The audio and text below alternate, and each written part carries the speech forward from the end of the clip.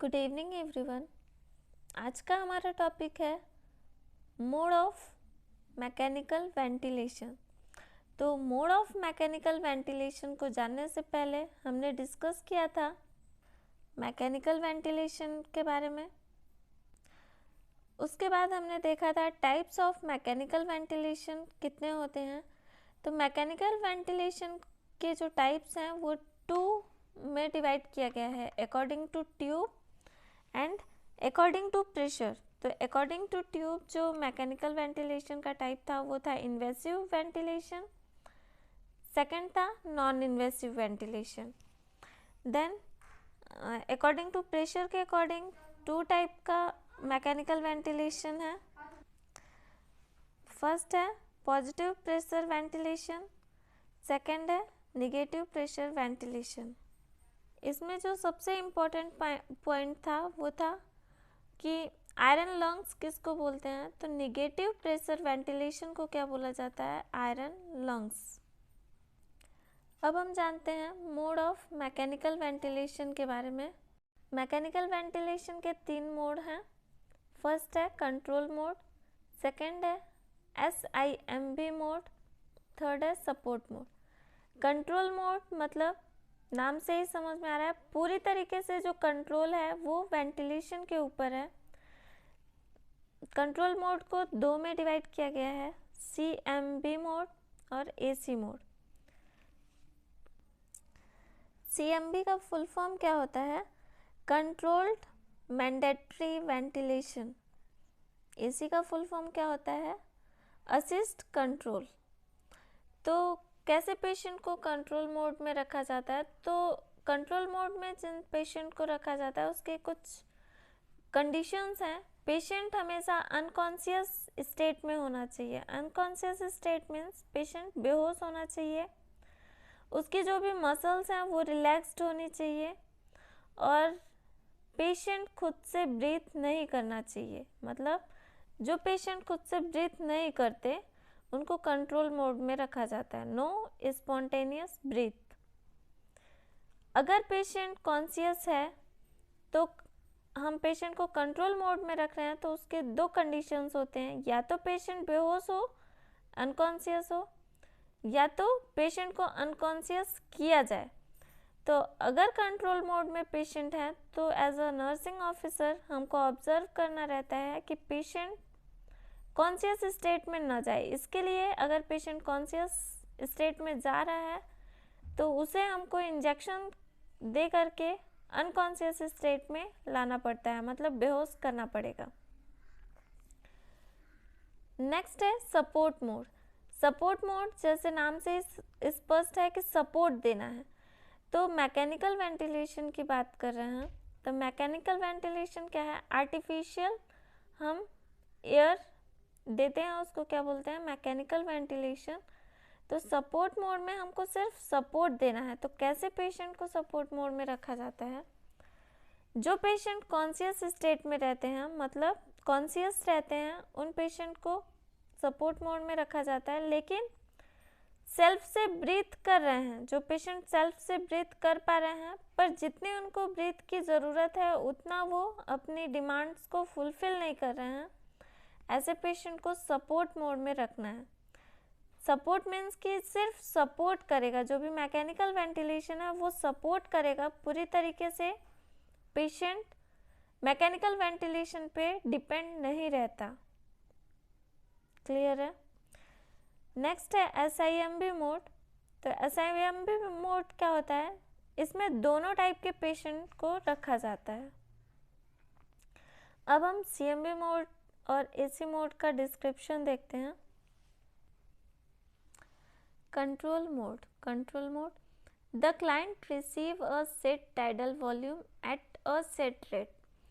मतलब जो भी मैकेनिकल वेंटिलेशन है, जब हम ब्रीथ को सेट कर रहे हैं जिस रेट पे, जैसे 18 ब्रीथ हमको देना है, पेशेंट को प्रोवाइड करना है, पेशेंट हमारा अनकॉन्शियस रहता है, तो जब भी हम पेशेंट को इस वॉल्यूम पे सेट कर रहे हैं तो पूरा जो भी ब्रीथ है वो कौन देता है, कंट्रोल मोड ही देता है। ठीक है, सेकेंड है patient ventilate 100% control by ventilation. जो पेशेंट का वेंटिलेशन है वो किसके द्वारा कंट्रोल किया जाता है?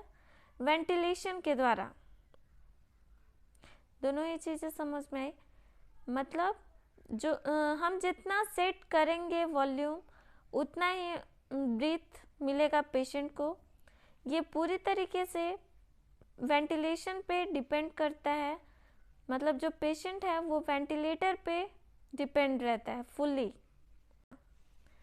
जो कंट्रोल मोड है वो 2 में डिवाइड किया गया है, CMB और AC। तो CMB का फुल फॉर्म होता है controlled mandatory ventilation assist. Second है असिस्ट कंट्रोल। AC का फुल फॉर्म क्या होता है? Assist control. कंट्रोल मोड में ही 2 टाइप थे, CMB और AC। तो CMB के बारे में जानते हैं। The client receive a set tidal volume at a set rate. CMB mode हमेशा ये लेस मतलब बहुत कम यूज़ किया जाता है क्योंकि इसके कॉम्प्लिकेशन बहुत ज़्यादा रहते हैं। और जब भी हम CMB मोड में पेशेंट को रखते हैं तो फुली मॉनिटर करना रहता है पेशेंट को। तो the client receive a set tidal volume at a set rate. मतलब जो क्लाइंट है उसको जितने वॉल्यूम पे सेट किया जाता है वेंटिलेशन को वो उतना ही रिसीव करता है। सेकंड है it is less use mode because lungs and diaphragm injured. ये लेस्ट यूज मोड होता है। मतलब इसको सबसे कम यूज़ किया जाता है क्योंकि ये इंजरी करता है किसको? लंग्स और डायफ्राम को। कैसे करता है इसके बारे में भी जानेंगे। तो जैसे अगर हम इसमें क्या है कि पेशेंट फुल्ली डिपेंड करता है किस पे? मैकेनिकल वेंटिलेशन पे फुल्ली डिपेंड करता है। अगर हम 18 पे सेट कर रहे हैं वॉल्यूम, ठीक है, तो ये इसका एक और काम होता है कि ये अगर पेशेंट खुद से ब्रीथ लेने की कोशिश कर रहा है, सांस लेने की कोशिश कर रहा है, तो ये CMB मोड क्या करता है? उसको ब्लॉक कर देता है। तो जब हम इस मोड में पेशेंट को डालते हैं तो अगर 18 पे सेट किए हैं, ठीक है, और पेशेंट एक ब्रीथ खुद से ले रहा है तो ये क्या करेगा? ब्लॉक कर देगा। मतलब इधर से तो जा रहा है ब्रीथ, वेंटिलेशन तो ब्रीथ दे रहा है, लेकिन जब पेशेंट खुद से ब्रीथ ले रहा है तो ये इसको ब्लॉक कर देगा।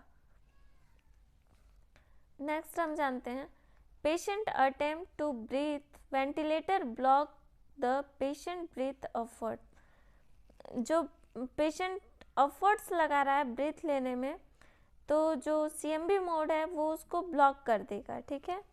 तो जब ब्लॉक कर देगा, जैसे ये 18 ब्रीथ है जो कि वेंटिलेशन दे रहा है, एक ब्रीथ पेशेंट ले रहा है, तो ये ब्लॉक कर देगा।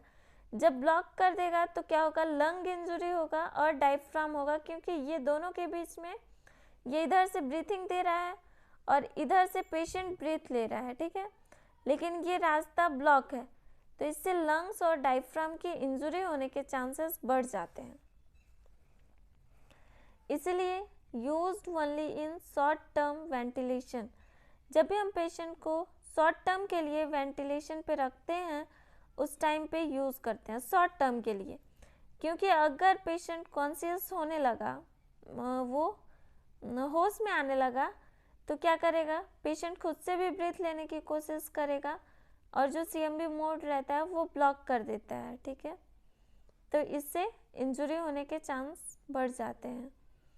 इसीलिए और इसमें जब भी हम CMB मोड में पेशेंट को रखते हैं तो as a nursing officer nurses को 24 आवर्स अंडर ऑब्जर्वेशन में पेशेंट को रखना रहता है, ठीक है। अगर थोड़ा सा भी नर्सेस ने डिले किया तो पेशेंट की हेल्थ में रिस्क हो सकता है, ठीक है, पेशेंट की जान को खतरा हो सकता है। नेक्स्ट हम जानते हैं इसके कॉम्प्लिकेशन के बारे में। तो कॉम्प्लिकेशन में हमने जाना कि डायफ्रामेटिक इंजरी होती है, और लंग इंजरी होती है। कैसे होती है इस चीज़ के बारे में भी जान गए हैं। नेक्स्ट हमारा है असिस्ट कंट्रोल। तो असिस्ट कंट्रोल क्या होता है? The client receive a set tidal volume at a set. इसमें भी क्या होता है, जितना हम सेट करते हैं उतना ही पेशेंट को मिलता है। ठीक है, ये मोस्ट कॉमन यूज़ किया जाता है इस मोड को, असिस्ट कंट्रोल मोड को। In this mode ventilator does not block the patient breath efforts. इस असिस्ट कंट्रोल मोड की एक खास बात होती है कि ये पेशेंट की ब्रीथ को ब्लॉक नहीं करता। जैसे कि हमने सेट किया 18 पे सेट किया, ठीक है, 18 ब्रीथ पे। तो अगर पेशेंट एक ब्रीथ ले रहा है तो ये ब्लॉक नहीं करेगा रास्ते को, ये अपने ब्रीथ को क्या करेगा, कम कर देगा। जैसे ये किसका है, वेंटिलेशन का ब्रीथ है और ये पेशेंट का ब्रीथ है। ठीक है, तो पेशेंट ने अपने ब्रीथ अपने तरफ से क्या करने लगा, 2 ब्रीथ लेने लगा। ठीक है, तो ये अपने ब्रीथ को क्या करेगा, माइनस कर देगा, कितना, 16। मतलब ब्रीथ तो उतना ही मिलेगा जितना हमने सेट किया है। 18 सेट किया है तो 18 ही ब्रीथ पेशेंट को मिलेगा।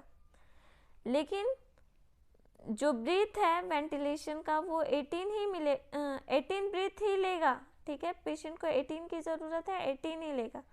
पर इसमें वेंटिलेशन क्या करता है, अपने ब्रीथ को कम कर देता है। अगर पेशेंट 2 ब्रीथ ले रहा है तो वेंटिलेशन 2 ब्रीथ कम देगा।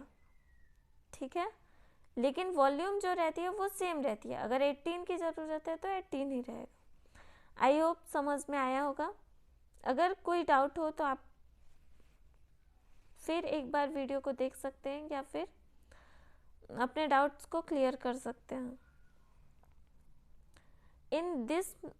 ठीक है, इसमें क्या कॉम्प्लिकेशन क्या रहता है, हाइपर वेंटिलेशन या फिर रेस्पिरेटरी एल्कलोसिस। अगर इसमें किस चीज़ का रिस्क रहता है, या तो पेशेंट हाइपर वेंटिलेट हो जाएगा या तो एस्पिरेटरी एल्कलोसिस हो जाएगा। हाइपर वेंटिलेट कैसे होगा, तो अगर 18 ब्रीथ ले रहा है तो ये तो ब्लॉक नहीं करता ना, असिस्ट कंट्रोल मोड कभी भी ब्लॉक नहीं करता। अगर 2 ब्रीथ पेशेंट ले रहा है तो या तो ये 20 ब्रीथ हो जाएगा। ठीक है, वैसे होता नहीं है, पर अगर होगा तो क्या होगा, 18 + 2 करेंगे तो कितना होगा, 20 ब्रीथ होगा। तो मतलब पेशेंट को ऑक्सीजन ज़्यादा मिल रही है। ठीक है, इसलिए वो हाइपर वेंटिलेट हो जाएगा या फिर रेस्पिरेटरी एल्कलोसिस की कंडीशन में जाएगा। इससे ज़्यादा कोई भी दिक्कत नहीं होती है। आई होप आज की वीडियो समझ में आई होगी। क्लास अच्छा लगा हो तो लाइक करें, सब्सक्राइब करें एंड शेयर करें। अगर कोई डाउट हो तो कमेंट सेक्शन में कमेंट करके पूछ सकते हैं। टेलीग्राम चैनल पे विज़िट कर सकते हैं। देन इसके आगे की क्लास नेक्स्ट क्लास में हम डिस्कस करेंगे। Thank you.